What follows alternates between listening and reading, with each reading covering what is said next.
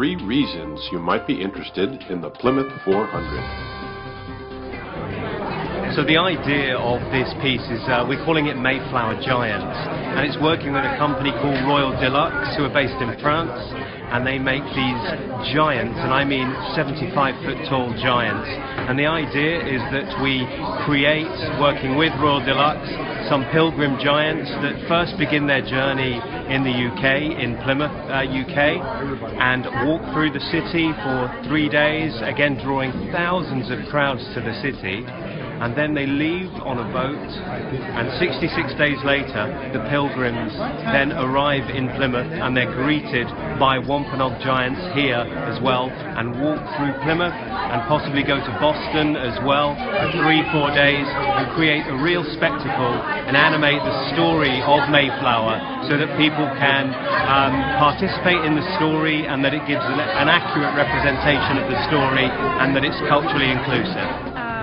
At the end of King Philip's War, Metacom, who they called King Philip, he was killed at Mount Hope, and his belt, which they're estimating could have been, as long as 15 to 18 feet long, a wampum belt, which had wampum beads that would have been stitched into a pattern to sort of tell a story, almost like hieroglyphics tell a story.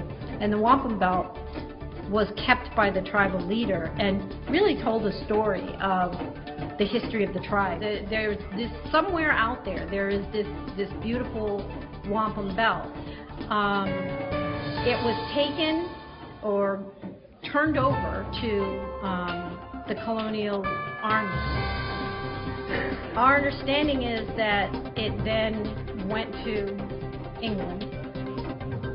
We don't have any documentation about where it went from there. There have been stories told to us that, well, somebody says they have it in a private collection somewhere. Other stories that maybe it was cut apart and a piece of it may be in one place and another piece of it may be somewhere else.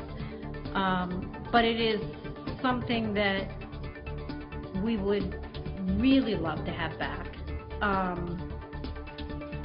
And it would be just so amazing if by 2020, that if it could be found and perhaps gifted back to us as part of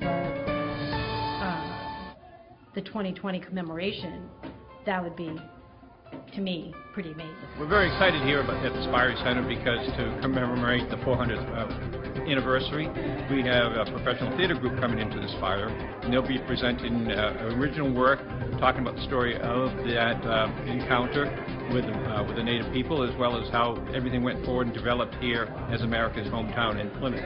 That will be presented in the years coming up to the actual celebration in 2020, and they'll also be here to do workshops and education and so on. So it's going to be a great collaboration to have them at the Spire.